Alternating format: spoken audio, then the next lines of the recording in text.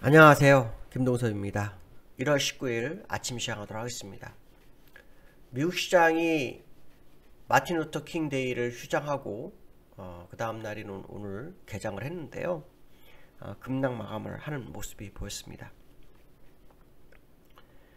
사실은 이번 주에는 미국 시장이 어닝 시즌도 시작이 돼요. 그래서 제가 지난번에 어닝 시즌이 되면 실적이 좀 다를 수도 있다는 얘기를 제가 했고, 특히 제조업 같은 경우에는 원자재 문제도 이렇게 재고 문제도 있다, 뭐 그런 얘기를 한번 해드린 적이 있었는데요. 오늘 시장의 이슈는 두 가지였어요. 하나는 뭐냐면 금리, 시장 금리에 대한 부분, 또 하나는 기업 실적, 뭐 두 개 정도 보면 됩니다.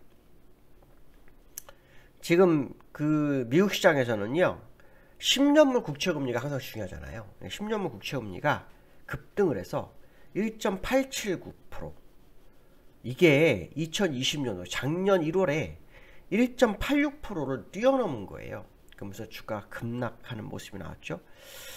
이것은 이제 연준이 긴축으로 전환한다, 뭐 그건 이제 예고가 시작됐죠. 그게 시장에 반영을 한 거예요.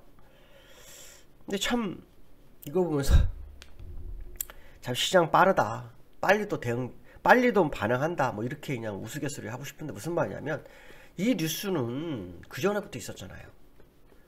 근데 이제서야 반응을 하는 거예요. 사실 너무 늦게 반응한 거지. 이 왜 늦게 반응할까요? 이거 한번 생각해 보셔야 돼요. 이건 개인적 생각인데요, 틀릴 수 있습니다. 왜 늦게 반응할까요? 팔 시간을 가졌다, 이렇게밖에 생각이 안 되는 거잖아요. 물량 청산할 기회. 아마 그런 거 아닌가, 이렇게 생각이 듭니다. 근데 실제로 연준이 근데 3월에 금리 인상을 한다고 하잖아요. 시장에서 3월에 금리 인상을 하고 올해 4번을 하고, 또 어떤 사람은 6번을 하고, 6번, 7번을 하고, 어떤 사람은 4번 해야 돼 금리폭이 클 거라는 사람도 있고, 막 빨리 얘기 다 하는데 긴축 전환 예고가 나왔다고 바로 이번에는 하락을 해요. 금리가 급등하면서. 저는 이 생각을 해봤어요. 제가 요걸로 아마 그래 얘기를 했을 거예요. 3월은 확정이 됐지만 연준의 인플레이션에 올라가는 거, 소비자 물가에서 올라가는 부분, 또 그 투표권을 가진 자가 교체되면서 매퍼로 바뀐 거, 이게 1월 FOMC에도 영향을 미칠 수 있지 않을까, 이 생각을 제가 하고 있거든요. 근데 이게 지금 그거를 반영하는 게 아닐까라는 생각이 은근슬쩍 드는 거예요. 왜냐하면 아니 이전에는 뭐 금리 인상이 몇 번 되고 안 되고 결정이 난 게 작년 12월에 올해 3번 결정 났고, 시장에 나오기 뭐 4번 할 거다, 이거는 사실 지난주 뭐 그 전주에도 사실 조금씩 흘러나왔어요. 근데 갑자기 이번 휴장 지나고 난 다음에 바로 반영을 해요. 그러면 이건 왜 그럴까요? 다음 주 FOMC가 있잖아요. 그래서 제가 볼 때는 1월도 좀 불안한 것 같아요. 시장에서는 1월도 어쩌면 금리를 뒤통수를 칠 수도 있다는 생각을 하는 것 같아요. 그러니까 10년물 국채금리가 움직였겠죠. 그렇지 않고 10년물 국채금리가 움직일 이유는 전혀 없다. 그래서 저는 지금 이들이 3월을 금리 인상 때문에 연준의 긴축 전환 예고 뭐 그런 부분 때문에 올랐다기보다는 다음 주 FOMC가 부담스러운 거로 좀 보는 거 아니냐. 다음 주 FOMC가. 왜냐면 이제 일주일 남았잖아요. 다음 주 FOMC에 올해 그 교체된 멤버들을 가지고는 연준의 첫 번째 회의고, 그게 매파들의 성향이라면, 특히 인플레이션이 가속화되는 과정이라면, 이들은 1월에도 우리가 모르는 일이 벌어질 수 있다는 생각을, 두려움이 시장에 반영이 된 거 아닐까, 이 생각을 한번 해봐야 될 것 같고요. 두 번째로는 실적 얘기 잠깐 해드렸었는데, 지금 원래 미국은 실적을 제일 먼저 금융주가 합니다. 골드만삭스가 4조 6천억 원 정도의 순이익을 냈다고 합니다. 근데 주가는 8%가 빠졌어요. 이유는 딱 하나입니다. 금리가 오르면서 비용이 증가한다. 비용 증가 문제가 생겼어요. 그러면서 주가가 빠져버렸습니다. 그러니까 결론적으로 말하면, 제가 지난번에 말씀드린 금융기업도 제가 있잖아요. 이 금리 인상에서 금융기업이 좋을지 몰라도 그것도 일시적이다. 결국은 금융주에도 문제가 생긴다, 그런 얘기를 한번 해드린 적이 있었는데 딱 그 상황이 나온 거다, 이렇게 보시면 될 것 같고요. 그나마 이 금융주에서는 웰스파고가 유일하게 비용 문제를 해결해 놓고서 있었다고 하더라고요. 그러니까 참 문제가 있는 거죠. 그 다음에 제조업에 대한 부분인데 이거는 이제 열어봐야 돼요. 왜냐면 제가 말씀드렸던 것 중에 하나가 뭐냐면 이 기업은 원자재 재고를 3개월 1분기 이상치를 가지고 있는 걸 알아요. 그러고 난 다음에 그걸 채워넣으면서 가는데 원자재 가격이 너무 올랐고 인플레이션이 됐기 때문에 이게 아마 원자재 가격이 높아진 거에 대비해서 원자재 재고가 별로 없을 거라고요.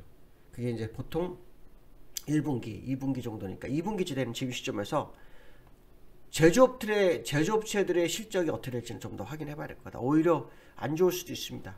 그래서 그 부분이 시장이 어떤 모습으로 다가오는지를 좀 확인해야 되겠다. 이렇게 보시면 될 것 같고요.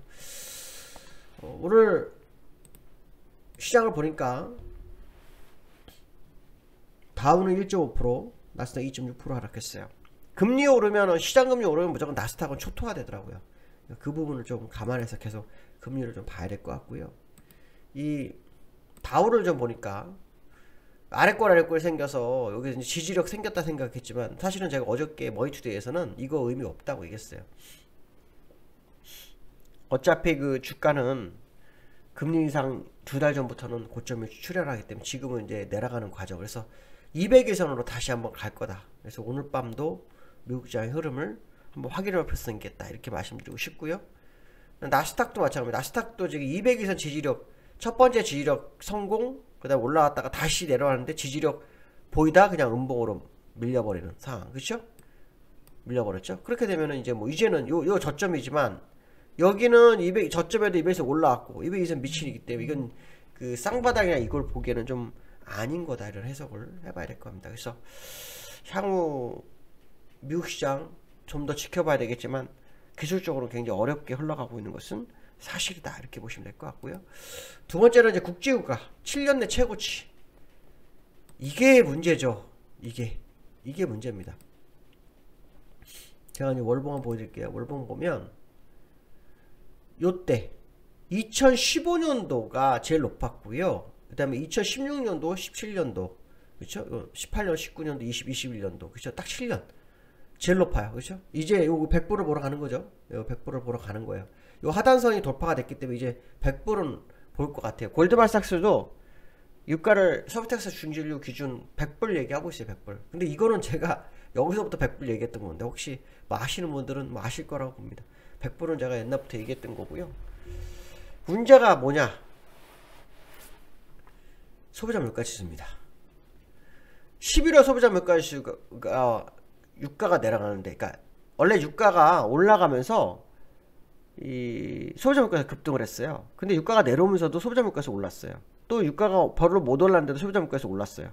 근데 지금 유가가 다시 고점까지 왔어요. 그럼 소비자 물가 지수가 어떻게 될까요? 1월에 소비자 물가 7%였으니까 이제 12월 소비자 물가 7%였으니까 1월 소비자 물가 지수는 7.5 이상 되지 않을까 생각해봐야 되겠죠. 뭐 중고차가 하락해가지고 소비자 물가 내려올 거라고 얘기하는 사람도 있는데 글쎄요. 한번 더 뚜껑을 열어봐야겠죠. 제가 볼 때는 소비자 물가 지수가 심각할 거다. 이거를 유가 상승, 이게 왜 이런 일이 벌어지나요? 지금 우크라이나 사태가 좀 첫 번째고요. 러시아가 그 변방에, 그러니까 우크라이나 변방 쪽에 약 10만 명 정도 군인을 배치했다고 하죠. 그로 인해서 뭐 우크라이나 나토에 가입하고 뭐 이렇게 해가지고 서로 시끄러운 상황이에요. 뭐 어저께 뉴스 보니까 러시아 내 우크라이나 대사관을 비워버렸다 뭐 이런 얘기도 있더라고요. 때가 됐나 이 생각도 들고 있는데요. 어저께 또 예멘 후티 반군이 그 정유시설 공격을 또 했어요. 그래서 지금 유가의 공급 부족 상태가 발생하는 걸로 지금 나오고 있죠. 이 부분이 문제가 될 것 같습니다. 그러니까 이거 좀 확인해 봐야 될 것 같고요. 코스피가 그 다음에 이제 코스피가 지금 보시면 밀리고 있어요. 하단이 어디냐 이 싸움이 되겠죠. 어저께 코스피가 밀렸어요. 코스피가 없네요. 죄송합니다. 어제 코스피가 밀렸죠. 일단 2820은 뭐 가는 거는 문제될 것 같지 않죠. 그죠? 아마 거기까지 밀리는 확률이 높은데 이 주봉으로 보면은 지금 굉장히 위험한 차트가 만들어졌어요. 그래서 양물 하단선까지 밀리는 상황이 될 거고, 양물 하단선이 일단은 2700 80 정도 되는데 이게 이제 어떤 식으로 흘러가는지 좀 봐야겠죠. 중요한 건 수급적인 불균형이 좀 있어요. 수급적으로 뭐 외국인 기관이 연일 매도하고 있는 상황이기 때문에 개인만 받쳐가지고는 시장을 끌고 가기는 정말 어려울 거다. 그래서 수급의 변화가 또 어떤 식으로 다가올지, 특히 LG 엔솔 때문에 시장에 블랙홀이 형성되고 있죠. 자금의 블랙홀. 그래서 LG 엔솔에 투자한 자금이 다시 돌아오는 데는 내일 정도 되겠죠. 그러니까 내일에 또 그 윗끌림 만개예요. 그래서 오늘 하락시키고 내일 뭐 반등 시도를 할지 뭐 그거는 모르겠지만 어쨌든 지금 시장은 쉽지 않은 국면에 접어든 것은 사실일 거다라는 거. 특히 우리나라는 금리 인상을 지난주 했고 또 미국도 다음 주 FOMC에서 어떤 반응을 보일지, 중요한 것은 미국도 금리 인상의 가시권에 들어오기 시작했다는 것은 시장 유동성이 메말라가고 있다는 거, 이게 되게 중요한 거 아닙니까? 이런 생각 해봐야 될 것 같습니다. 오늘 여기까지 하겠습니다. 감사합니다.